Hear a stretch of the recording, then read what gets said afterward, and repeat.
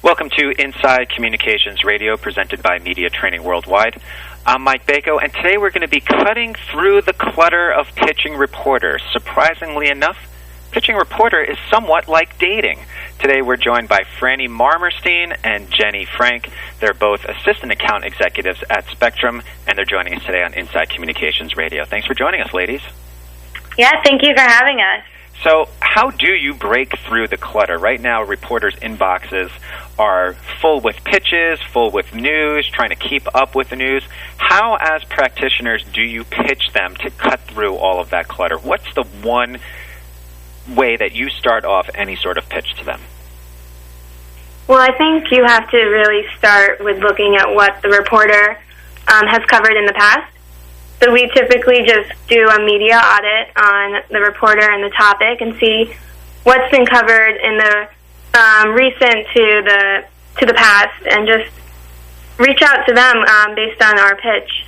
So are you looking at their past reports and things that they've covered and almost trying to guess what they'll be doing next, trying to keep it in that same spectrum, or are you trying to pitch them on stuff that they're currently doing, trying to get into their news cycle at the moment? I think it's a combination of both, because especially now with Twitter and other social media tools, you can see what reporters' interests are in addition to what they just cover. So now actually we'll do a double check to see if they're on Twitter and if they've tweeted anything recently. It may not be something that they've written themselves, but it's something of interest to them.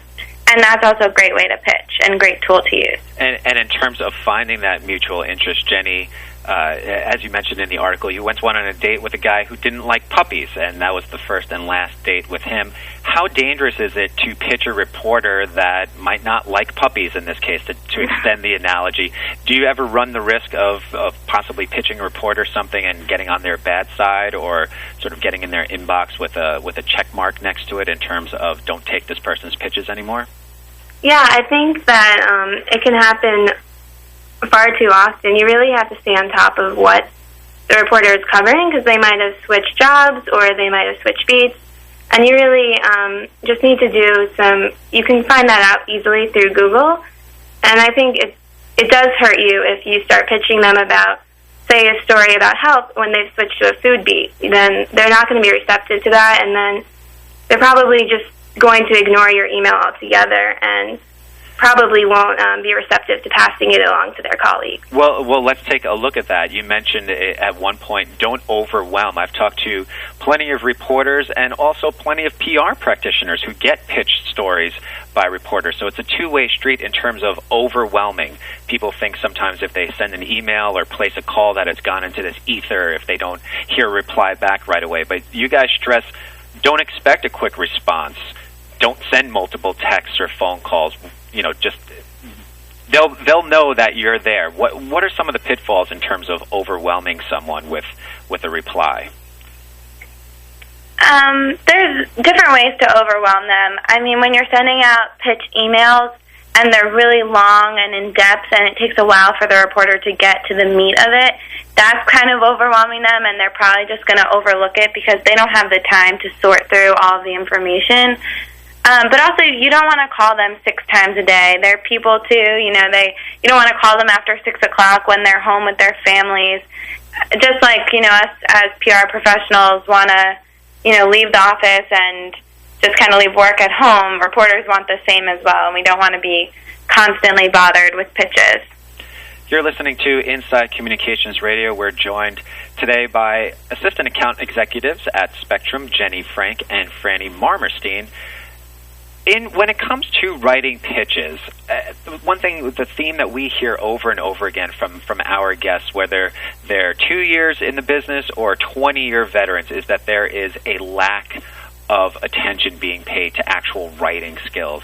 And you mentioned in the article one of the ways to make it known to a reporter that you are serious is to use proper grammar. How important are writing skills and actually using a spell check, going over what you write beforehand, even though it might be time sensitive, but to take that extra minute to look things over?